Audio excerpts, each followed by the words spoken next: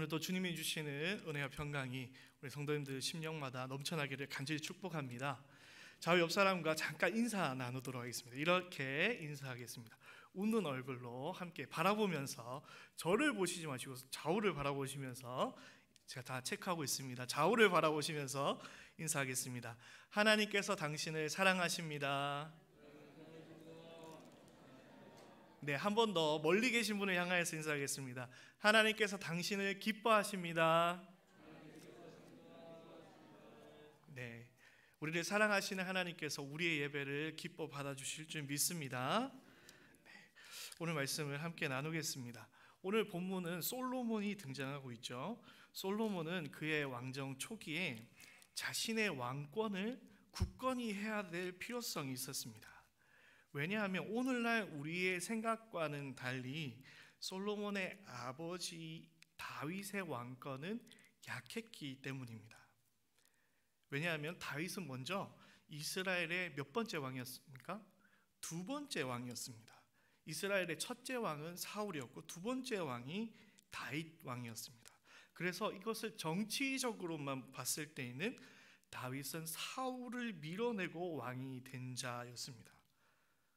그래서 물론 사무엘에게 기름 부음을 받긴 했지만 정치적인 정통성을 가졌다고 이야기하기는 어려운 사람이 바로 다윗이었던 것입니다. 그리고 다윗이 그래서 왕이 되기까지 사울에게 쫓겨다니는 그런 신세였고, 그리고 이후에 왕이 된 이후에는 어땠느냐? 왕이 된 이후에는 아들 압살롬이 반역을 하여서 이번에는 압살롬에게 쫓겨다니는 신세를 보냈습니다. 그래서 다윗의 시대는 항상 흔들렸고 평화의 시대는 매우 짧았던 것이 이 다윗의 왕정 기간이었습니다. 그래서 이 다윗의 왕정의 이 연약함 때문에 이 정통성을 가지기 힘들었던 이 솔로몬이었습니다. 그래서 이 다윗은 밧세바의 아들인 이 솔로몬을 낳고 이름을 솔로몬이다라고 지었습니다. 이 솔로몬이라는 이름의 뜻은 샬롬과 똑같은 의미인데 평화라는 의미를 가지고 있습니다. 자신의 일생 동안 평안하지 못했기 때문에, 평화를 이루지 못했기 때문에 아들 솔로몬은 평화를 이루기를 바라는 의미에서 솔로몬이라는 이름을 지어줬습니다. 어쨌든 이 솔로몬은 왕이 된 이후에 이 정통성을 세우고 왕권을 강화시킬 정치적인 필요성이 있었습니다. 그래서 고민했을 것입니다. 이스라엘에서 왕권을 굳건하게 하는 방법이 무엇인가? 그것은 바로 하나님께 인정을 받는 것이었습니다. 이스라엘은 하나님의 백성의 나라였기 때문입니다. 그래서 솔로몬은 우리가 다 알다시피 두 가지 위대한 일을 그의 왕정 초기에 합니다. 첫 번째는 일천 번제를 드렸고 두 번째는 성전 건축을 진행하였습니다. 솔로몬은 이 두 가지를 통하여서 하나님을 기쁘시게 해드리길 원했고, 또 그로 말미암아서 백성들에게 인정받는 그런 왕이 되기를 원했습니다. 그런데 이 솔로몬은 정작 중요한 것은 놓쳤던 왕이라고 저는 생각합니다. 제가 운전면허를 조금 늦은 나이에 땄습니다. 20대 후반에 운전면허를 땄는데 처음에는 안 따려고 했는데요.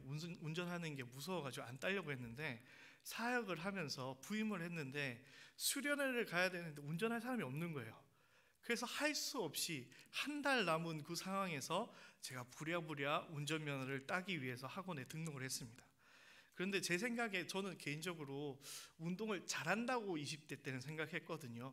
그래서 운전 그까짓 거야, 가볍게 하면 되지, 이런 생각을 갖고 있었습니다. 그리고 학원에서 이제 연습을 하는데 그 운전을 연수해 주시는 분이 계속 칭찬하는 겁니다. 아, 잘한다. 그래서 진짜 잘하는 줄 알았습니다. 그래서 내가 만점을 받아야 되겠다, 이런 꿈이 생겼죠. 그래서 열심히 연습하고 머릿속으로도 계속 운전 연습하고 그랬습니다. 그리고 막 인터넷으로 찾아보면서 어떻게 하면 만점을 받을 수 있을까 검색하다 보니까 이런 게 있는 겁니다. 처음에 운전할 때 감점을 받는 경우가 있는데, 처음 출발할 때 룸미러와 사이드 미러를 확인하고 출발해야 되는데 안 그러고 출발하면 감점된다는 겁니다. 그래서 저는 만점을 받고 싶은 마음에 머릿속에서 잘 때도 계속 룸미러, 사이드 미러, 룸미러, 사이드 미러 이렇게 계속 생각했습니다. 그리고 이제 시험 날이 되었습니다. 예, 시험할 때 저만 타는 게 아니라 다른 사람도 같이 타거든요. 제 앞에 다른 사람이 이제 시험을 치는데 아니라 다를까 그 사람도 룸미러, 사이드 미러 확인 안 하고 감점을 당하는 겁니다. 그래서 뒤에서 저는 이제 코웃음을 쳤죠. 저것도 못하냐. 예, 그렇게 지내고 이제 드디어 제가 시험을 칠 때가 되었습니다. 머릿속으로 계속 룸미러, 사이드 미러, 룸미러, 사이드 미러 보고 이제 시작할 때 당연히 저는 룸미러와 사이드 미러를 확인하고 출발했습니다. 근데 출발하자마자 소리가 들리는데 탈락입니다. 이렇게 딱 들리는 거예요. 출발을 바로 했는데, 그리고 옆에 아저씨가 얘기합니다. 배용기 수강생 내리세요 이러는 겁니다. 그래서 저는 너무 억울했습니다. 저는 룸미러도 확인하고 사이드 미러도 확인했는데 왜 떨어졌을까? 왜 떨어졌습니까? 물었습니다. 그런데 제가 반박할 수 없는 대답이 들려왔습니다. 안전벨트를 안 매셨습니다. 다른 거 신경 쓰다가 정작 중요한 것을 제가 놓쳤던 것이죠. 저만 그런 게 아니라 우리가 살아가다 보면 다른 것들을 신경 쓰다가 정작 중요한 것들을 놓칠 때가 많이 있습니다. 우리의 신앙생활에도 마찬가지입니다. 우리가 신앙생활을 오래 하면 오래 할수록 다른 것에 신경 쓰다가 정작 중요한 것을 놓칠 때가 참으로 많은 것 같습니다. 제가 사역자로 서게 되면서 사역자로서도 시간이 지날 때마다 다른 것에 집중하다가 정작 중요한 것들을 놓치고 있지 않나라는 생각이 들 때마다 읽는 본문이 바로 오늘 본문입니다. 그래서 오늘 본문을 함께 나누기를 소망하는데, 저와 같이 뭔가 잘못됨을 느꼈을 때, 뭔가 중요한 것을 놓치고 있다라고 느꼈을 때에 오늘 본문을 함께 묵상하시면서 원래 중요한 것들을 붙잡을 수 있는 우리 성도님들 되시기를 간절히 축복합니다. 그래서 오늘 본문의 오늘 설교의 제목을 영화의 한 대사로 잡았습니다. 곡성의 한 대사를 가져와서 잡았는데요. 조금 쑥스럽지만 이겁니다. 멋이 중한디 멋이 중하냐고 이겁니다. 그래서 제가 첫 번째, 두 번째, 세 번째를 계속 이제 설명할 텐데 시작할 때마다 여러분이 도와주셔야 됩니다. 첫째 이러면 멋이 중한디 멋이 중하냐고 이렇게 해주셔야 됩니다. 연습을 한번 해보겠습니다. 첫째 멋이 중하냐고까지 해주셔야 됩니다. 네, 아직 서론이 끝나지 않았기 때문에 나중에 첫째 할 때 까먹지 말고 해주시길 부탁드리겠습니다. 여러분이 같이 해주셔야 하시는 분이 덜 쑥스럽습니다. 예. 솔로몬은 하나님을 기쁘시게 하기 위해서 1,000번제와 성전 건축을 진행했지만 정작 하나님을 기쁘시게 하는 것은 따로 있었습니다. 오늘 본문 열왕기상 3장 10절에 이렇게 이야기하고 있습니다. 솔로몬이 이것을 구하매 그 말씀이 주의 마음에 든지라 라고 이야기하고 있습니다. 그리고 이어서 하나님께서 기쁜 정도가 아니라 하나님이 너무 기뻐서 이렇게 말씀하셨습니다. 12절 13절 말씀에 보면 내 앞에도 너와 같은 자가 없었거니와 내 뒤에도 너와 같은 자가 없었거니와 내 뒤에도 너와 같은 자가 일어남이 없으리라. 내가 또 내가 구하지 아니한 부귀와 영광도 내게 주노니 내 평생의 왕들 중에 너와 같은 자가 없을 것이라. 아멘. 하나님께서 솔로몬이 너무 기뻐가지고 모든 것을 다 주시겠다라고 이야기하시는 것입니다. 제가 유년부 사역도 꽤 오래 했었는데요. 제가 유년부를 맡았던 시절에 항상 예배가 끝나면 제가 퀴즈를 내고 선물을 주었습니다. 그리고 퀴즈를 맞춘 친구에게 과자 큰 통을 사가지고 거기에 과자를 잔뜩 담아놓고 나오라고 해서 가져가고 싶은 만큼 가져가도록 항상 했습니다. 근데 어느 날 이제 똑같이 설교가 끝나고 퀴즈를 내고 어떤 아이가, 한 여자아이가 문제를 맞췄습니다. 그리고 나왔습니다. 그래서 이제 그 과자를 제가 통을 갖다 놓으면서 가져가라라고 했는데 그 아이가 한 개를 가져가는 겁니다. 그 많은 과자 중에 한 개 딱 집어서 가져가는 겁니다. 그래가지고 너무 적은 것 같아서 더 가져가도 된다고 더 가져가라 이랬더니 2개를 딱 가져가는 겁니다. 그래서 제가 예배 끝나고 그 아이를 찾아가서 물었습니다. 얘야, 너 이거 싫어하는 거니? 싫어하는 간식이라서 조금 가져갔니? 라고 물었더니 이 아이가 고개를 저으면서 하는 말이 이렇게 얘기했습니다. 제가 다 가져가면 다른 친구들이 못 가져가잖아요. 이렇게 얘기하는 거예요. 그날 제 설교가 남을 위해서 도와줘라 라는 설교였거든요.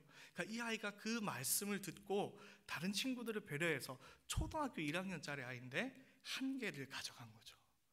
제가 그 마음이 너무 기뻐가지고 다음 주에 정말 가장 큰 과자 박스를 선물로 주었습니다. 오늘 본문에 하나님이 기뻐하셨던 그 마음이 그와 같았다라고 저는 생각합니다.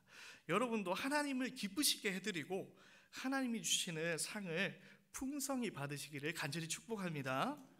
네.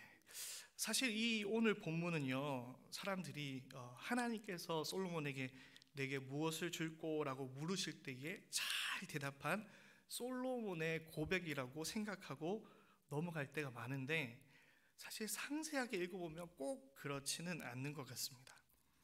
오늘 본문은 5절과 15절에 보면 꿈에 일어난 일이다 라고 기록하고 있습니다. 여러분, 꿈에 대해서 한번 생각해 보시기 바랍니다. 이 솔로몬과 하나님의 지금 이 대화가 꿈에서 일어난 일이라면 2가지로 해석이 가능합니다.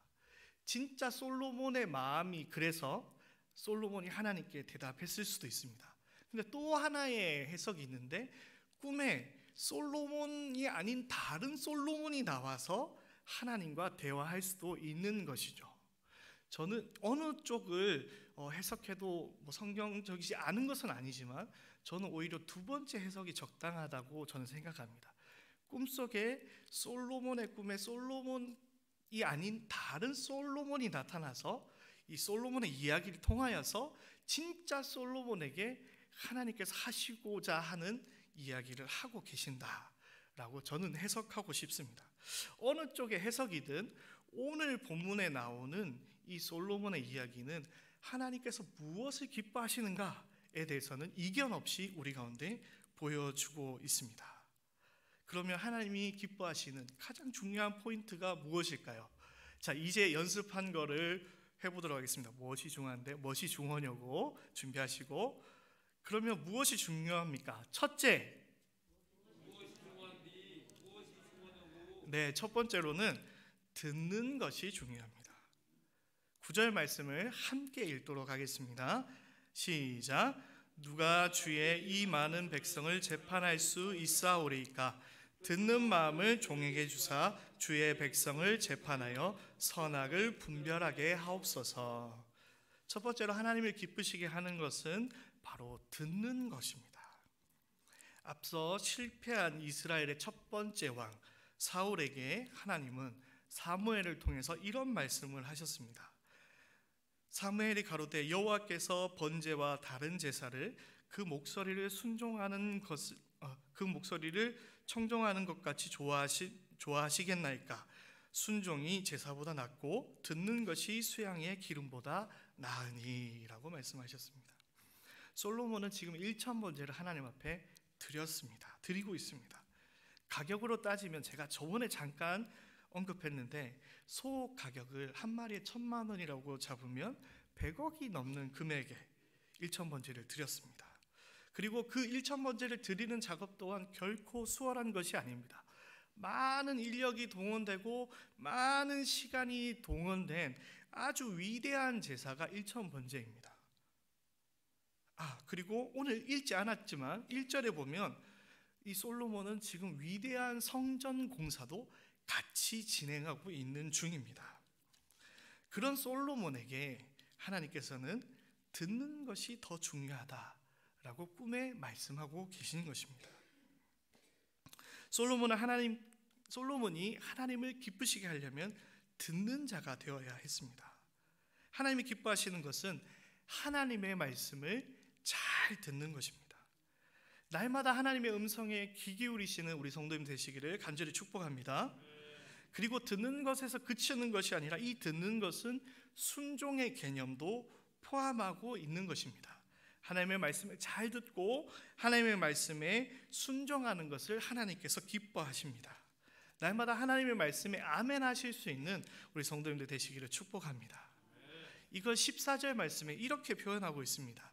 내가 만일 내 아버지 다윗이 행한 같이 내 길로 행하며 내 법도와 명령을 지키면 내가 또 내 날을 길게 하리라. 이렇게 말씀하고 있습니다.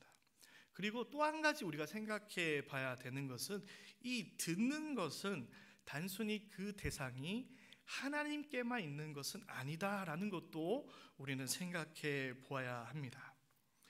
솔로몬에게 맡겨진 백성들의 이야기에 귀를 기울일 수 있는 왕이 되었을 때에 하나님께서 이 솔로몬을 기뻐하시는 겁니다. 오늘 본문에 이어서 등장하는 16절 이하에 나오는 유명한 잭판의 이야기, 이 창기의 이야기도 사실은 아주 낮은 신분인 창기의 이야기를 솔로몬이 듣지 않아도 되지만 듣는 귀를 가졌습니다. 그런 좋은 왕으로 솔로몬은 출발하였습니다. 이러한 귀가 우리 가운데도 필요합니다.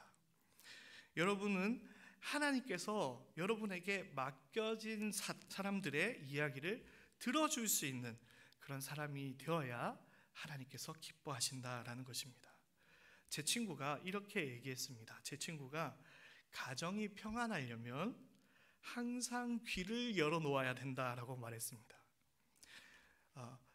아내가 지나가는 말로 저거 맛있겠다, 저 너무 예쁘다 라고 이야기하는 것을 잘 듣고 갑작스럽게 아무렇지 않게 선물하면 그 가정에 한 달 동안 평안이 온다라고 성경이 아니라 제 친구가 이야기해 주었습니다.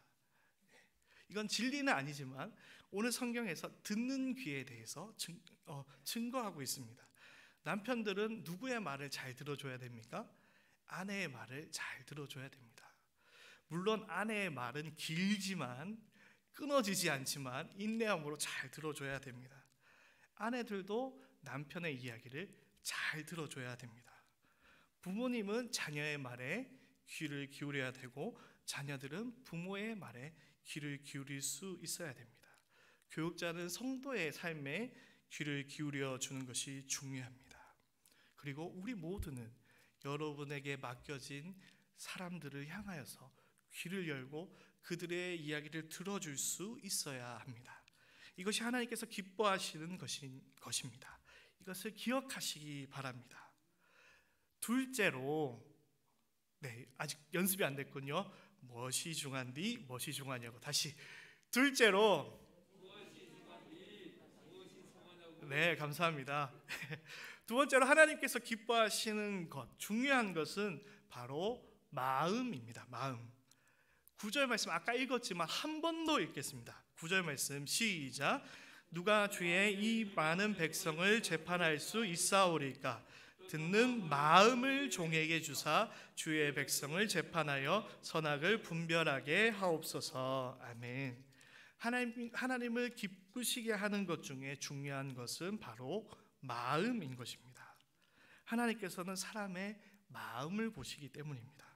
사무엘상 16장 7절에 이렇게 말씀하셨습니다. 하나님께서 사무엘에게 이렇게 말씀하셨습니다. 내가 보는 것은 사람과 같지 아니하니 사람은 외모를 보거니와 나 여호와는 중심을 보느니라. 아멘. 하나님께서는 마음, 중심을 보시고 그리고 또 그 중심에 보시기에 마음이 아름다웠던 사람이 있는데 그 사람이 바로 솔로몬의 아버지 다윗이었던 것입니다. 이 솔로몬에게 필요한 것은 사실은 1000번째도 의리의리한 성전 건축도 아닌 이 다윗이 가졌던 마음이라고 할 수 있을 것입니다. 그렇다면 이 아버지 다윗이 가졌던 마음은 어떤 마음입니까? 하나님을 사랑하는 마음입니다. 저 아까 유년부 사역을 얘기했는데 한 번 더 유년부 사역을 이야기하도록 하겠습니다. 제가 유년부 사역을 할 때마다 했던 짓이 있습니다. 유년부 사역할 때 제가 꼭 두 가지 짓을 하는데 첫 번째는 뭐냐면 어떤 아이에게 과자를 선물합니다. 그냥 줍니다. 과자를 주고 조금 기다렸다가 이제 과자를 뜯고 먹으려고 할 때 다가갑니다. 먹으려고 할 때 다가가서 얘기합니다. 얘야, 이거 내가 줬으니까 이거 다른 주변에 있는 우리 친구들 하나씩 다 나눠주자, 이렇게 얘기합니다. 그러면 그것을 나눠주는 친구도 있고 고민하는 친구도 있고 그럽니다. 이것이 제가 하는 첫 번째 짓이고, 두 번째 짓은 아이들이 무언가 먹고 있으면 항상 제가 가서 얘기합니다. 하나만 줘, 하나만 주라 얘기합니다. 저를 좋아하는 아이들은 아무 고민 없이 하나를 주고, 고민하는 친구들도 물론 있습니다. 제가 이렇게 하는 이유는 무엇일까요? 저는 이 아이들의 마음을 먹고 싶었기 때문입니다. 친구들을 사랑하는 마음, 또 저를 아껴주는 마음을 먹고 싶어서 제가 유년부 사역할 때 항상 그렇게 합니다. 이처럼 하나님께서도 우리의 마음을 원하십니다. 성전을 건축하고자 할 때 다윗의 마음은 어떠했고 솔로몬의 마음은 어떠했을까요? 다윗은 어떠했을까요?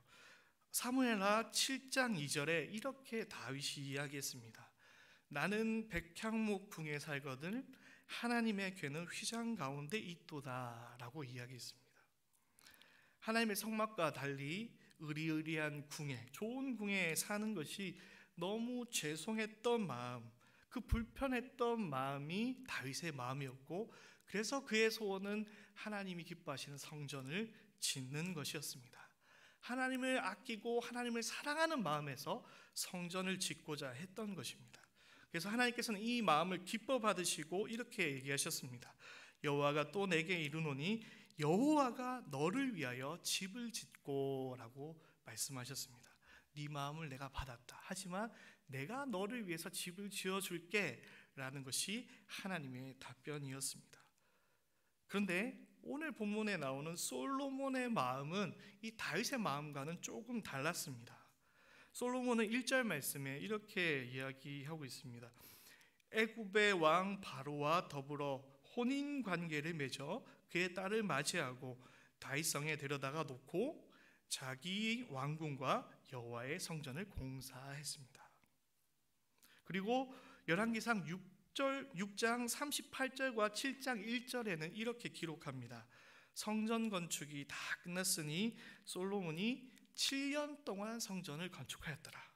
바로 이어서 솔로몬이 자기 왕궁을 13년 동안 건축하여 그 전부를 준공하니라 라고 기록하고 있습니다. 솔로몬도 하나님을 위해서 물론 성전을 지었습니다. 하지만 자신의 이방신을 섬기는 부인들을 위한 왕궁도 같이 지었고, 심지어 그 왕궁을 짓는 기간은 2배 이상 13년 동안 왕궁을 지었습니다. 이 솔로몬의 마음과 다윗의 마음이 어떻게 같을 수가 있겠습니까? 이 솔로몬은 다윗의 마음을 품어야만 했습니다. 솔로몬은 처음부터 하나님의 사랑하는 마음이 없었던 것은 아닙니다. 오늘 본문 앞에 3절에 이렇게 기록하고 있습니다. 여호와를 사랑하고 라고 분명히 기록하고 있습니다. 솔로몬은 여호와를 사랑했습니다. 분명히 여호와를 사랑했지만 그가 다른 것에 집중하기 시작할 때, 일천번제와 성전 건축하는 것에 집중하게 될 때 점차 하나님을 사랑하는 마음이 사라져 버렸던 것입니다. 여러분은 어떻습니까? 여러분의 신앙 초기에 뜨거웠던 하나님을 사랑하는 그 마음 지금도 소유하고 계십니까? 아니면 신앙이 오래되면서 봉사하고 헌신하고 경건의 훈련들은 열심히 하지만 마음은 식어가고 있지는 않습니까? 여러분이 지금 그러한 상태라면 저와 같이 안전벨트를 매지 않고 운전시험을 치르는 자와 같다고 할 수 있을 것입니다. 여러분이 드리는 예배 가운데 하나님을 사랑하는 마음이 있기를 축복합니다. 여러분의 복음 사역에 영혼을 사랑하는 마음이 있기를 소원합니다. 여러분의 헌금에 교회를 사랑하는 마음이 있기를 소망합니다. 여러분의 선교 헌금에 선교사님을 위해 기도하는 그 애틋한 마음이 녹아있기를 소망하고, 그리고 여러분이 섬기는 그 주일학교 교사의 헌신이 아이들을 사랑하는 마음을 담고 있기를 축복합니다. 여러분이 주방에서 봉사하실 때 우리 성도들을 아끼고 사랑하는 마음으로 봉사하시기를 소원합니다. 정말 이러한 마음, 그 마음을 하나님께서 기뻐하신다라고 오늘 우리에게 말씀하고 있는 것입니다. 이제 셋째 얘기할 겁니다. 준비하시기 바랍니다. 셋째 얘기할 겁니다. 셋째. 무엇이 중요한디 무엇이 중요하냐고. 네. 그러면 마지막으로 셋째로 우리 가운데 중요한 것, 하나님을 기쁘시게 하기 위해서 중요한 것은 무엇입니까? 그것은 바로 하나님의 마음을 헤아리는 것입니다. 마지막으로 9절 말씀 한 번 더 읽도록 하겠습니다. 시작. 누가 주의 이 많은 백성을 재판할 수 있사오리이까?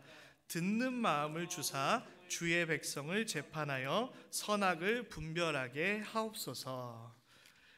선악을 분별하는 방법은 두 가지가 있다고 저는 생각합니다. 첫 번째는 논리적인 방법으로 분별하는 방법. 두 번째는 마음을 헤아리는 방법이 있다라고 생각합니다. 논리적으로 분별하는 것은 이런 것과 같습니다. 법전에서 법전을 펴놓고 그 법문의 기준에 따라서 형량을 내리는 것이죠. 그런데 두 번째로 마음을 분별하는 방법이 저는 하나님께서 기뻐하시는 방법이다라고 생각하는데, 그것은 그 마음을 알고, 특별히 하나님의 마음을 알고 분별하는 것을 의미합니다. 하나님의 마음을 알고 선과 악, 무엇이 하나님께서 기뻐하시는 것인가, 무엇이 기뻐하지 않는 것인가 분별하는 것이 하나님께서 기뻐하시는 것이다 라는 것입니다. 그렇기 때문에 우리는 하나님의 마음을 깨달아야 됩니다. 성경은 우리가 구원 얻기에 충분한 말씀을 다 담고 있습니다. 그러나 우리의 인생의 모든 것을 담고 있지는 않습니다. 그래서 우리는 말씀을 근거해서 하나님의 마음을 깨달아 분별하는 삶을 살아가야 됩니다. 예를 들어서 어떤 직장을 구해야 될지, 어떤 사업을 해야 될지, 어떻게 자녀를 가르쳐야 될지, 이러한 일들은 정확하게 상세하게 성경에 기록되어 있지는 않습니다. 그래서 말씀을 읽고 그 하나님의 마음을 깨달아서 내가 어떻게 하는 것이 맞는 건지 우리는 분별할 수 있어야 된다는 것입니다. 하나님의 마음을 헤아리는 것 참 힘든 일입니다. 하나님의 마음뿐만 아니라 사람의 마음을 헤아리는 것도 참 쉽지 않은 것 같습니다. 특별히 어떤 남자가 여자의 마음을 헤아리는 것은 정말 힘든 일인 것 같습니다. 제가 옛날에 연애할 때 제가 신대원을 다니면서 데이트할 수 있는 시간이 주일 저녁하고 월요일밖에 없었습니다. 월요일 아침밖에 없었습니다. 그런데 갑자기 주일날 청년들이 갑자기 축구하자 그러는 겁니다. 그래서 청년들과 관계도 중요하지 않습니까? 그래서 축구를 하기로 하고 여자친구에게 가서 물었습니다. 그래도 허락을 받아야 되니까 나 축구하러 가도 되냐고. 그랬더니 여자친구가 대답했습니다. 그래 알았어, 이렇게 대답했습니다. 그리고 저는 여자친구와 데이트를 미루고 축구를 하러 갔습니다. 그리고 저는 한 달간 지옥을 맛보았습니다. 그냥 있는 그대로 받아들이면 안 되는데 저는 있는 그대로 받아들여가지고 어려움을 겪었던 적이 있습니다. 여러분도 한번 테스트 해보도록 하겠습니다. 사람의 마음을 얼마나 잘 헤아릴 수 있는지 제가 약간 가볍지만 테스트를 한번 해보도록 하겠습니다. 다음 중 여자가 돌려서 말하지 않은 한 가지를 고르시오. 1번 오늘은 안 데려다 줘도 돼. 2번 피곤하면 집에서 쉬자. 3번 여기 피자가 맛있다. 4번 이 목걸이 진짜 예쁘다 그치? 5번 아니야 화 안 났어. 자, 여기서 돌려 말하지 않은 한 가지는 무엇일까요? 3번이라고 생각하시죠? 여기 피자가 맛있다. 3번이라고 생각하시면 그 이해 능력이 100점은 아닙니다. 한 80점 정도. 저도 3번이라고 생각했는데 정답은 1번입니다. 왜 1번이냐면 이 해설에 그렇습니다. 오늘은 안 데려다 줘도 돼, 이렇게 표현했다는 겁니다. 그냥 안 데려다 줘도 돼 라고 하면 돌려서 말한 거지만 오늘은 이라고 표현했기 때문에 다른 날 다 데려다 줬고 오늘은 내가 이해할 테니까 가도 돼 라는 의미이기 때문에 1번이 정답이라고 합니다. 그럼 왜 3번이 정답이 아닌가? 3번은 그때그때마다 다르다고 합니다.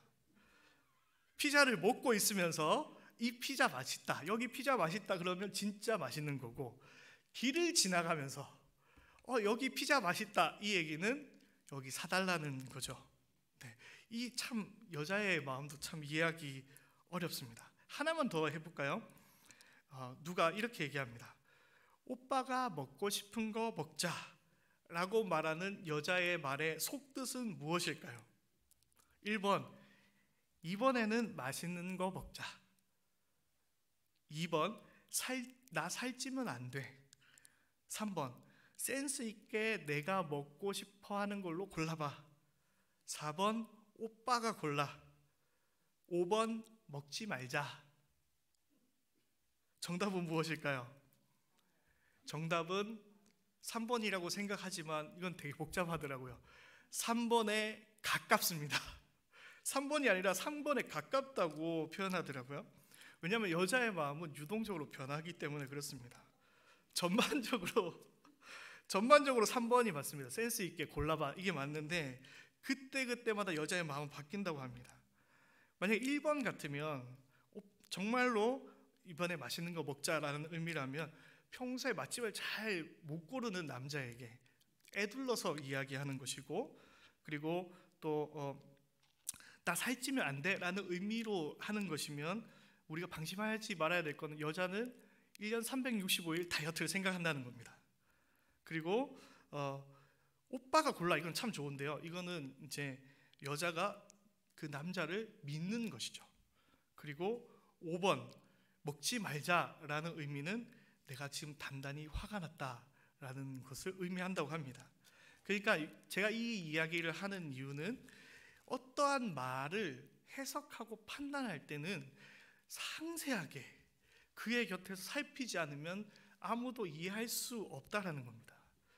그리고 나서 이 마지막에 이 질문을 던졌던 이 사람이 지금까지 풀지 못한 여자의 이야기에 대해서 얘기하는데 본인이 가장 어려웠던 이야기는 이거라고 얘기합니다. 뭐가 미안한데? 여자가 남자한테 뭐가 미안한데? 라고 하면 남자는 바보가 됩니다. 아무것도 대답할 수 없다. 네. 이렇게 사람의 마음도 헤아리기 어렵죠. 근데 이 하나님의 마음을 헤아리는 것 참 쉽지 않습니다. 그러나 그것을 해내는 것을 성경은 두 글자로 뭐라고 하고 있냐면 지혜라고 이야기하고 있습니다. 하나님의 마음을 헤아리기 어렵지만 하나님을 사랑하는 마음으로 늘 항상 하나님의 말씀을 경청하고 그리고 그 하나님의 뜻을 분별하는 것을 지혜이다라고 성경은 이야기하고 있습니다. 솔로몬의 재판에서 우리는 지혜를 엿볼 수 있습니다. 솔로몬은 창기의 두 여자의 그 아이의 소유권 논쟁에 관한 재판을 하게 됩니다. 다 알고 계시죠?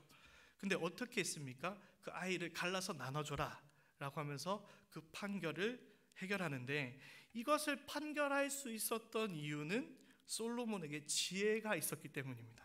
근데 이걸 좀 더 깊이 설명하자면 이 솔로몬은 엄마의 마음을 헤아렸기 때문에 해결할 수 있었던 것입니다. 마음을 헤아리는 것이 지혜인 것입니다. 그럼 우리는 어떻게 그 지혜를 가질 수 있습니까? 앞에서 설명했습니다.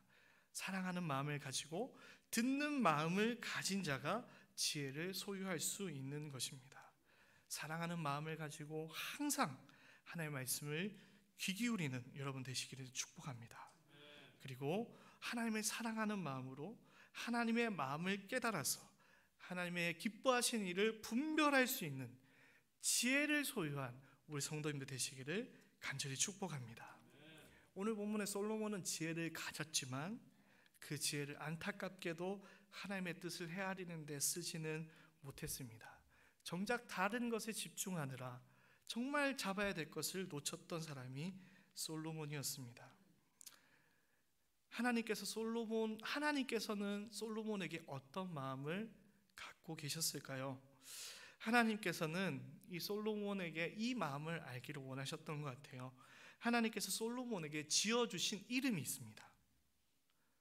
사무엘하 12장 24절 25절에 보면 이렇게 이야기하고 있습니다. 여호와께서 그를 사랑하사 선지자 나단을 보내어 그의 이름을 여디디야라고 하시니 이는 여호와께서 그를 사랑하셨기 때문이더라.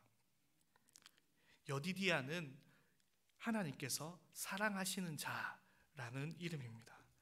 솔로몬은 지금 하나님께 사랑받기 위해서, 하나님께 인정받기 위해서 열심히 노력하고 있었는데, 사실은 이 솔로몬은 태어날 때부터 여디디야였던 것입니다.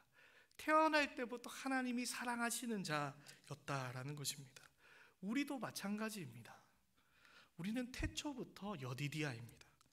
아무런 조건 없이 우리를 사랑하시는 분이 우리의 하나님이십니다. 그리고 하나님께서 그 사랑의 마음을 알기를 우리 가운데 원하시고 있는 것입니다. 그리고 그 사랑의 마음을 알아서 우리가 그저 하나님을 사랑하기를 원하신다라는 것입니다. 하나님을 사랑하는 마음을 가지고 있다면, 하나님의 말씀을 듣는다면 우리는 하나님의 마음을 헤아릴 수 있습니다. 그 지혜를 가지고 성경을 읽어간다면 그 성경은 우리를 힘들게 하는 경건의 무게가 아니라 하나님의, 예수님의 사랑의 편지로 우리 가운데 들려질 줄 믿습니다. 그리고 그 마음을 깨달아 안 자가 하나님께 무엇을 얻으려고 노력하는 것이 아니라 그저 하나님을 사랑해 가는 것이 하나님께서 우리 가운데 원하시는 것이다 라는 것입니다.